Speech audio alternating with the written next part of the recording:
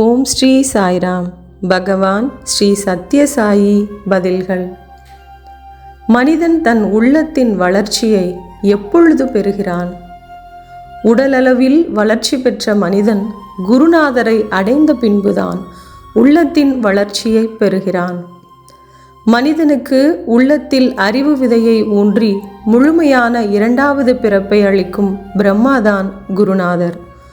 மனிதன் மனத்தில் அறிவை ஊன்றி ஞானத்தை படைத்து அவனுடைய வளர்ச்சியை ஒவ்வொரு நிலையிலும் பாதுகாத்து அவனுக்கு தீய சகவாசமும் கெட்ட பழக்கங்களும் ஏற்பட்டால் அதை அறவே நீக்கி 3 தெய்வங்களின் தொழில்களையும் செய்பவராய் விளங்குகிறார் குரு.